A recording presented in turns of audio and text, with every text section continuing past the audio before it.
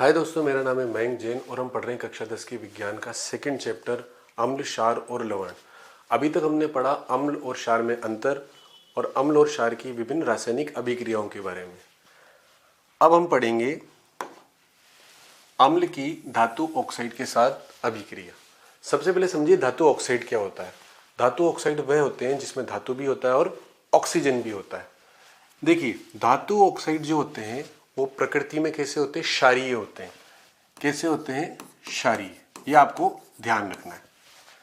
अब देखिए, अम्ल जब क्षार से अभिक्रिया करेगा, धातु ऑक्साइड क्या है? यहाँ पर क्षारीय प्रकृति के हैं। तो अम्ल जब क्षार से अभिक्रिया करेगा तो क्या बनाएगा? क्या बनाएगा बताओ? लवण बनाएगा और जल बनाएगा। यही तो हमने पढ़ा था कि अम्ल और क्षार की आपस में अभिक्रिया से सॉल्ट प्लस वाटर का फॉर्मेशन होता है। देखिए, इसको एग्जाम्पल से समझिए। यहाँ पर हमने अम्ल के तौर पर लिया HCl और यहाँ पर हमने धातु ऑक्साइड लिया, क्या लिया? CuO। दोनों आपस में रिएक्शन करेंगे और क्या बनाएंगे? लवण प्लस जल। देखिए, यहाँ पर प्रश्न किस तरीके से आता है कि अम्ल की धातु ऑक्साइड के साथ अभिक्रिया करने पर क्या प्राप्त होता है, या फिर आपको ये रिएक्टेंट वाला पार्ट दे दिया जाएगा और आपसे पूछा जाएगा कि यहाँ पे प्रोडक्ट क्या बनेगा। ठीक है, नेक्स्ट देखते हैं क्षार की अधातु ऑक्साइड के साथ अभिक्रिया। देखिए, यहां पे आपको ध्यान रखना है कि जो अधातु ऑक्साइड होते हैं, अधातु ऑक्साइड वो नेचर में कैसे होते हैं? अम्लीय होते हैं। कैसे होते हैं? अम्लीय, यानी कि एसिडिक।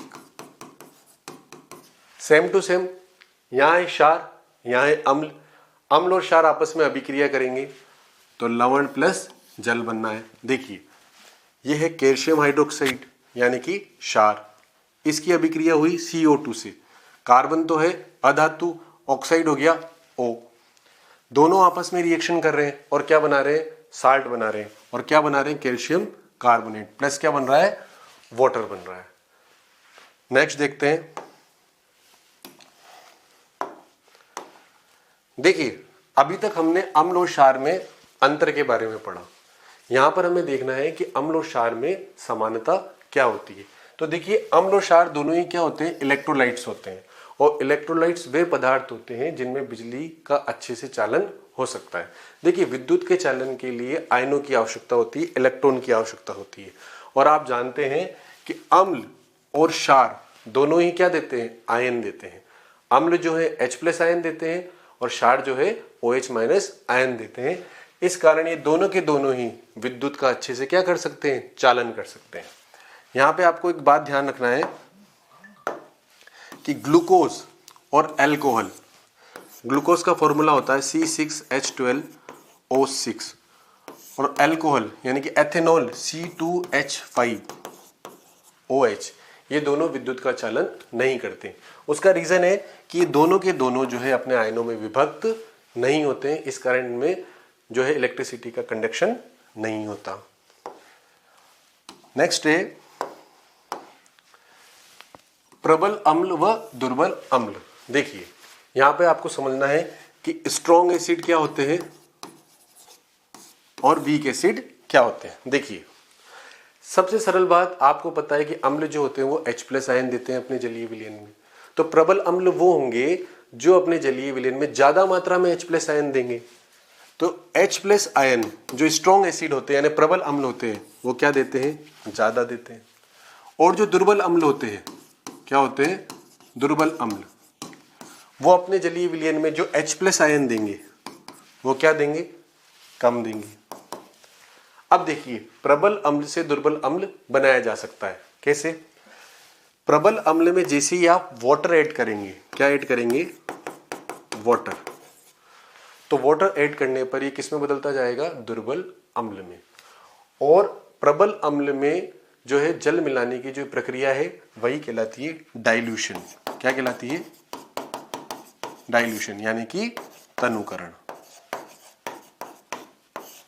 अगर आपसे कोई तनुकरण की डेफिनेशन पूछे तो आप कहेंगे कि प्रबल अम्ल में जल मिलाकर उसे दुर्बल अम्ल में परिवर्तित करने की प्रक्रिया क्या कहलाएगी? तनुकरण कहलाएगी। देखिए, प्रबल अम्ल ज्यादा मात्रा में H+ आयन देंगे।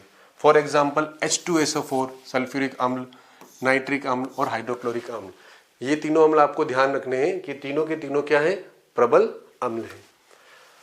दुर्बल अम्ल जो कम मात्रा में H+ आयन देंगे, आपको यहाँ पे ध्यान रखना है एसिटिक एसिड, इसके अलावा सिट्रिक एसिड, ये क्या है, दुर्बल अम्ल के उदाहरण है। ये आपको उदाहरण याद रखने हैं।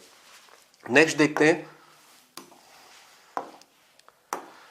प्रबल क्षार और दुर्बल क्षार। आपको पता है क्षार जो होते हैं वो अपने जलीय विलयन में OH- आयन देते हैं। तो यदि अधिक मात्रा में OH- देंगे तो वो कहलाएंगे प्रबल क्षार, और यदि कम मात्रा में OH- आयन देंगे तो वो कहलाएंगे दुर्बल क्षार। यहाँ पे आप प्रबल क्षार के जो है उदाहरण याद रखेंगे, सोडियम हाइड्रोक्साइड और पोटेशियम हाइड्रोक्साइड। और यहाँ पर दुर्बल क्षार के उदाहरण याद रखेंगे आप, मैग्नीशियम हाइड्रोक्साइड, कैल्शियम हाइड्रोक्साइड और अमोनियम हाइड्रोक्साइड। ये दोनों उदाहरण आपको अच्छे से याद रखने। नेक्स्ट देखते हैं अम्ल तथा क्षार की परस्पर अभिक्रिया। देखिए एसिड और बेस आपस में अभिक्रिया करके सॉल्ट प्लस वाटर बनाते हैं।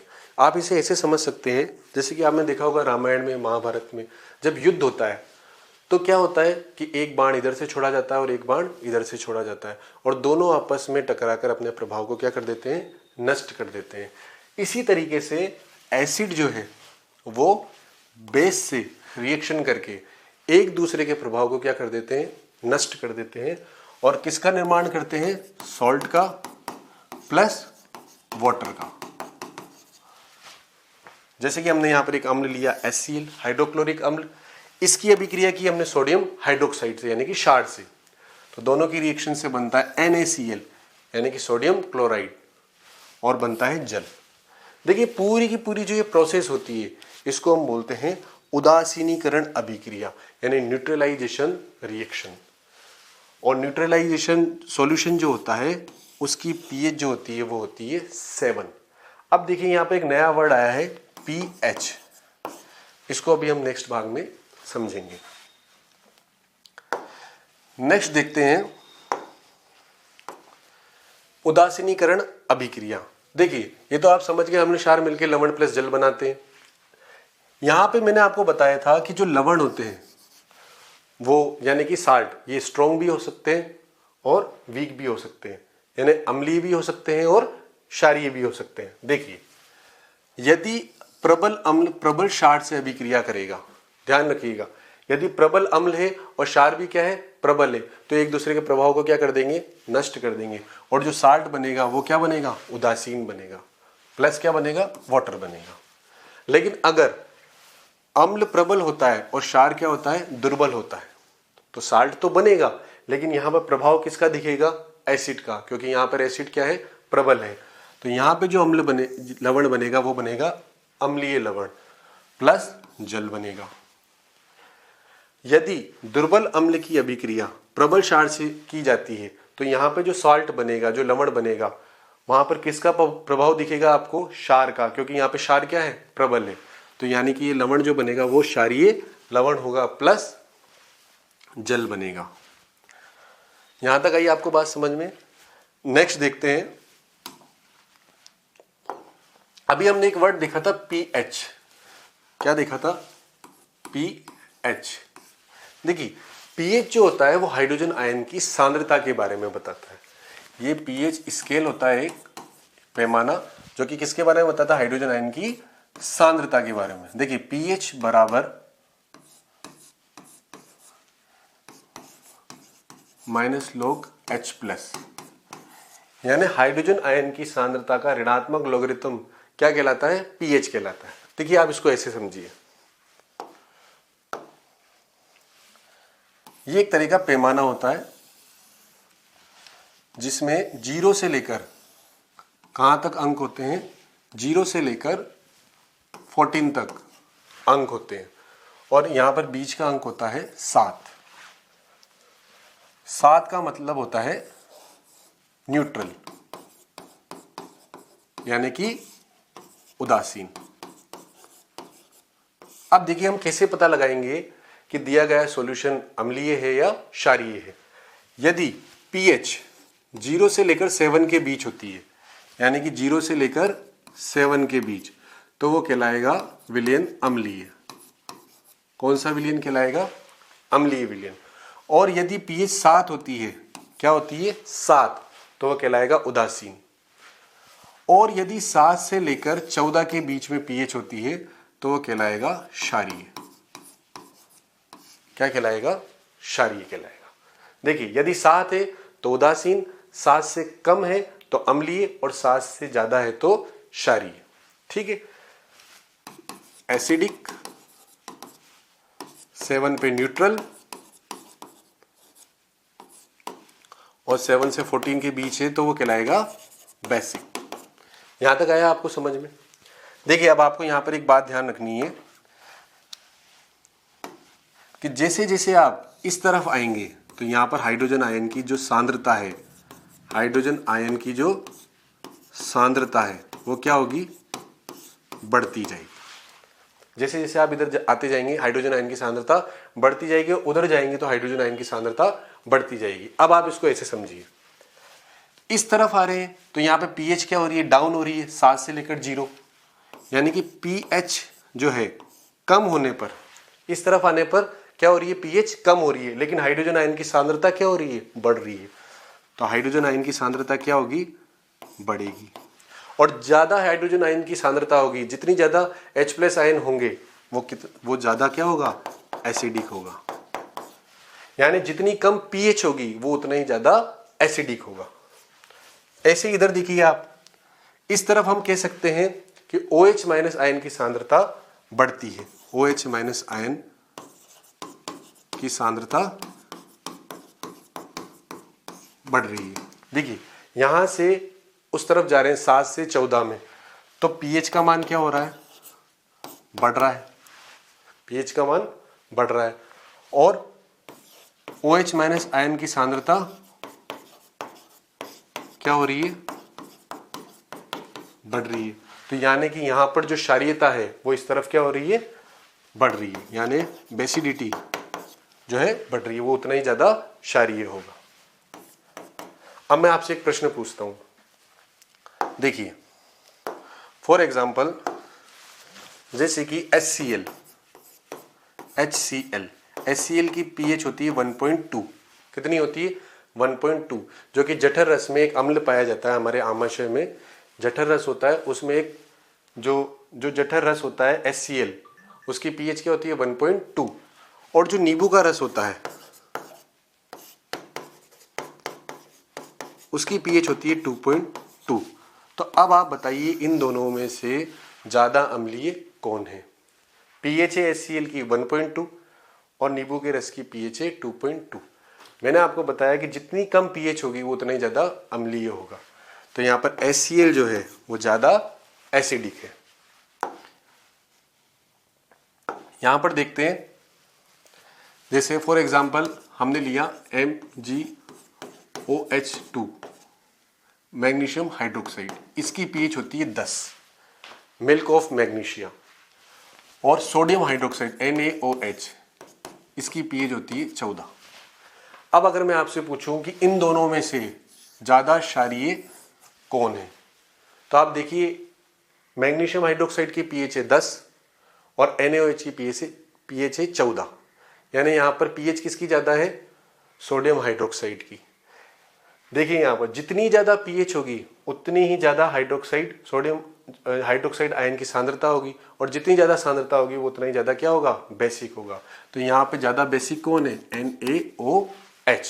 तो आपको अम्ल वाले केस में ध्यान रखना है कि पीएच जितनी कम होगी उसके हाइड्रोजन आयन की सांद्रता उतनी ज्यादा होगी और वो उतना ही अम्लीय होगा। और क्षार वाले केस में ध्यान रखना है कि पीएच जितनी ज्यादा होगी OH- आयन की सांद्रता भी उतनी ही ज्यादा होगी और वो उतना ही क्षारकीय प्रवृत्ति का होगा।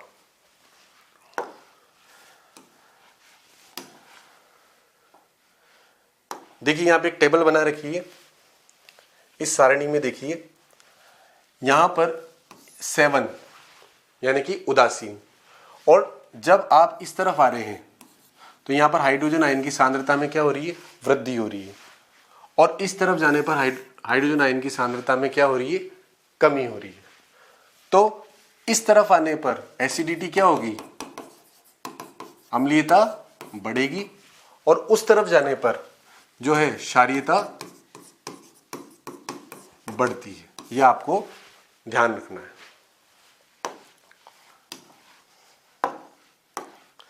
देखिए, ये आपके दैनिक जीवन में जो पदार्थ काम में आते हैं उनकी पीएच के बारे में यहाँ बताया गया है। देखिए, आपको ध्यान रखना है, जठर रस यानी कि HCl जो हमारे आमाशय में प्रेजेंट होता है उसकी पीएच होती है लगभग 1.2।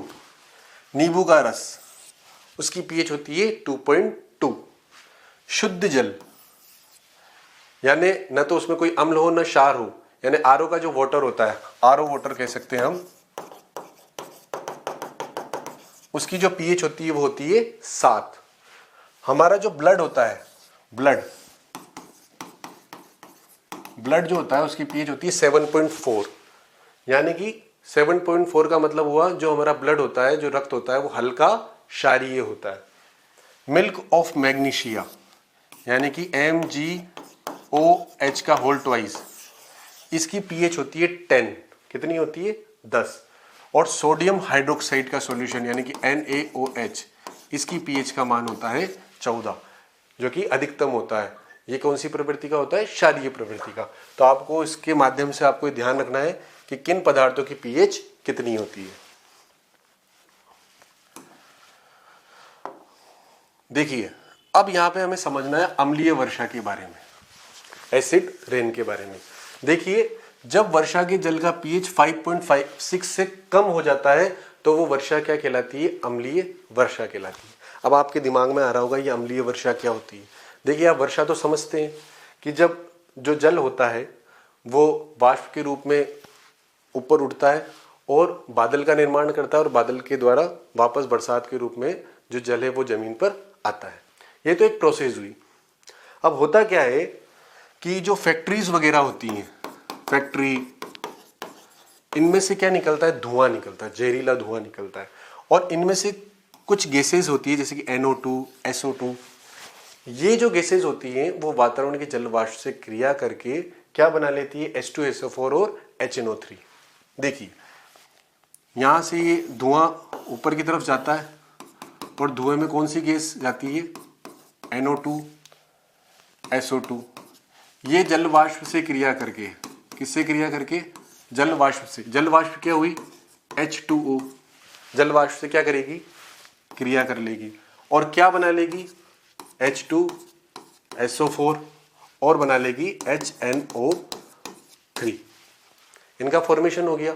अब जब बरसात होगी तो ये जो अम्ल हैं ये भी बरसात के पानी के साथ जमीन पर आते हैं और इस तरह की वर्षा क्या कहलाती है?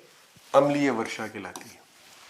अम्लीय वर्षा कुछ अलग नहीं है, बरसात के पानी में इन गैसेस के मिलने के कारण अम्ल का फॉर्मेशन होता है, H2SO4 और HNO3, और ये अम्ल बरसात के पानी के साथ मिलकर धरती पर आते हैं और ये वर्षा क्या कहलाती है? अम्लीय वर्षा कहलाती है। देखिए, जो ये अम्लीय वर्षा होती है इसके बहुत सारे नुकसान होते हैं। जैसे कि जब अम्लीय वर्षा का जल धरती पर गिरता है तो पानी जब नदियों में, तालाबों में जाकर मिलता है तो वहाँ का पानी क्या हो जाएगा? एसिडिक हो जाएगा। और एसिडिक हो जाने के कारण जो छोटी छोटी मछलियाँ होती है वो वहाँ पर सर्वाइव नहीं कर पाती और उनकी क्या हो जाती है? डेथ हो जाती है। आपने देखा होगा जैसे कि आगरा में ताजमहल स्थित है, धीरे धीरे उसका जो रंग है वो परिवर्तित होता जा रहा है। उसका क्या रीज़न है? आगरा में बहुत सारी क्या है? फैक्ट्रियाँ हैं। अब देखिए, जहाँ पर फैक्ट्रियाँ होंगी वहाँ से गैसेस ज़्यादा रिलीज होंगी, NO2, SO2, और ये वापस से मिलकर क्या बनाएंगी? अम्ल बनाएंगी और अम्ल के रूप में जो है धरती पर आएंगी। तो ताजमहल पर अम्लीय वर्षा के कारण उसका जो रंग है वो सफ़ेद से परिवर्तित होकर धीरे धीरे क्या होता जा रहा है? पीला होता जा रहा है। आपने देखा होगा जब शुरुआती बरसात होती है तो हमारे पेरेंट्स हमें मना करते हैं कि अभी शुरुआती बरसात में मत नहाओ, नहाना नहीं चाहिए। क्यों नहीं नहाना चाहिए? क्योंकि ये गैसेस जो होती है वो ऊपर उठती हैं और पहली बारिश में ये अम्ल का निर्माण करती है और अम्ल के निर्माण के द्वारा धरती पर आती हैं तो एसिडिक रेन होती है और वो एसिडिक रेन हमारे लिए लाभदायक नहीं होती है, हमें क्या पहुंचाती है? नुकसान पहुंचाती है। तो ये होता है एसिडिक रेन। तो इसका पीएच क्या हो जाता है? 5.6 से कम हो जाता है, इस कारण ये कहलाती है अम्लीय वर्षा।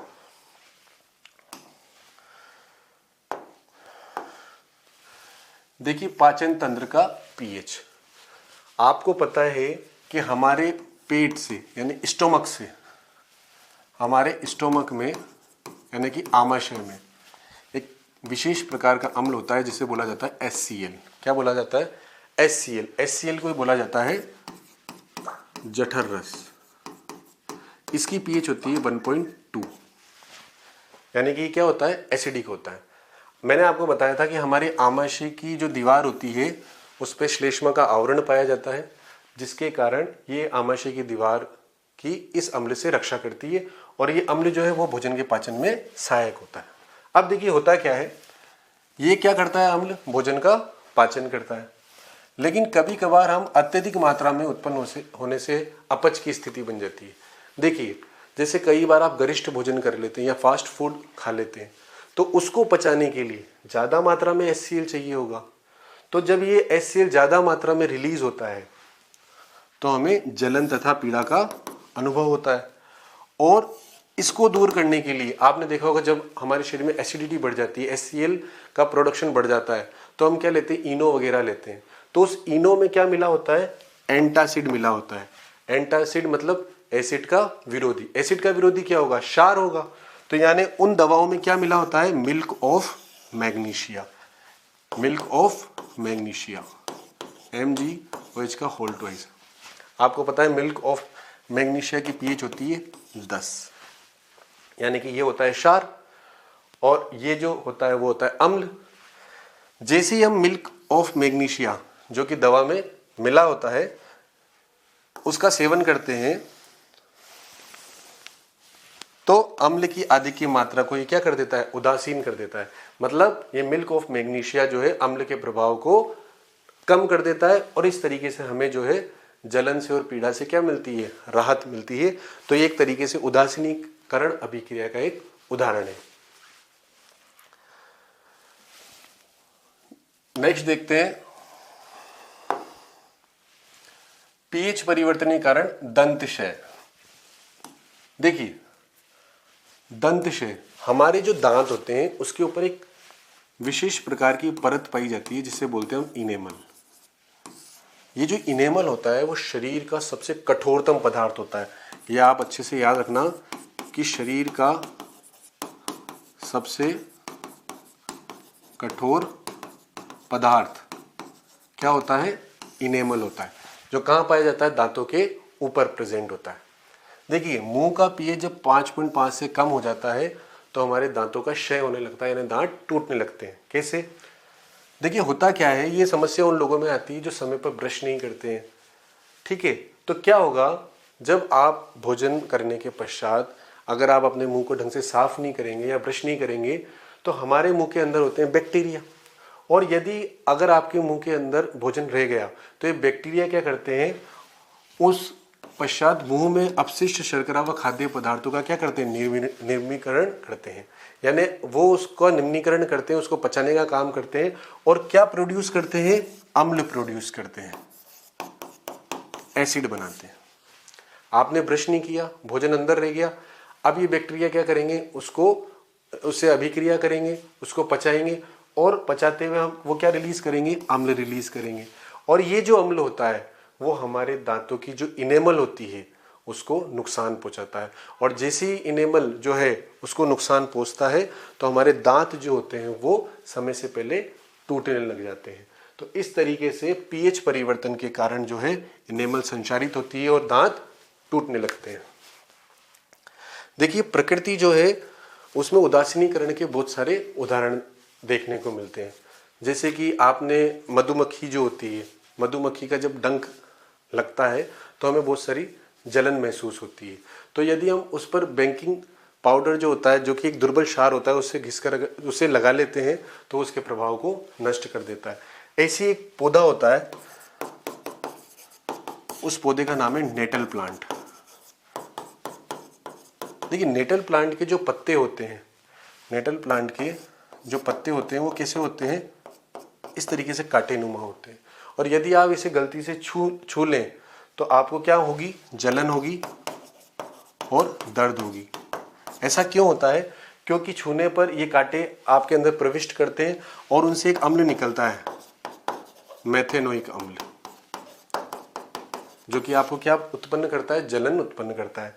तो देखिए एक पौधा होता है डाक पौधा। किसका पौधा? डाक का पौधा।